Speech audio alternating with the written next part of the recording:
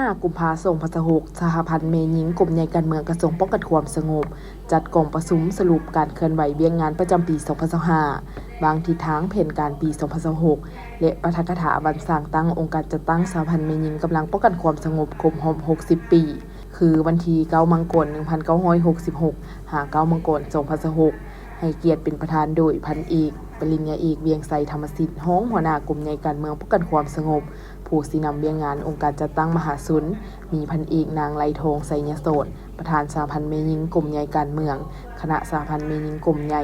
มีคณะหน่วยแม่หญิงหากฐานอ้อมข้างสหพันธ์แม่หญิงกลุ่มใหญ่การเมืองป้องกันความสงบและแข่งรับซื้นเข้าห่วม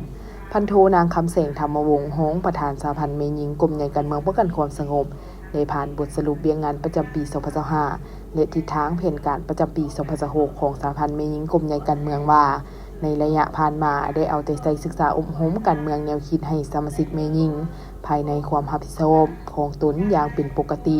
ปลุกระดมสมาชิกแม่หญิงเข้าร่วมการปฏิบัติโคแข่งขัน 3D ของแม่หญิงลาวติดพันขบวนการโคแข่งขันรักชาติและพัฒนาการสร้างหน่วยพรรคโปร่งใสเข้มแข็งหนักแน่นโคแข่งขันขององค์การจัดตั้งมหาสุนโคแข่งขันที่กลุ่มกองวางออกและเวียกงานวิชาเฉพาะของกลุ่มโอกาสนี้พันเอกนางไลทองไสยโสนได้ปาฐกถาวันสร้างตั้งสหพันธ์แม่หญิงป้องกันความสงบครบรอบ 60 ปีคือวันที่ 9 มังกร 1966 9 มังกร 2026 ซึ่งเป็นวันที่มีความหมายสำคัญทางด้านประวัติศาสตร์ของแม่หญิงในกำลังป้องกันความสงบและติดพันกับมูลเสื้อของพรรคของชาติของกำลังป้องกันความสงบประชาชนนับมือสร้างตั้งถึงปัจจุบันสหพันธ์แม่หญิงกำลังป้องกันความสงบได้ประกอบส่วนอย่างใหญ่หลวงและเคียงบ่าเคียงไหลกับเพชรทรายอุทิศเหือเฮงสติปัญญาเพื่อภารกิจต่อสู้ปลดปล่อยชาติ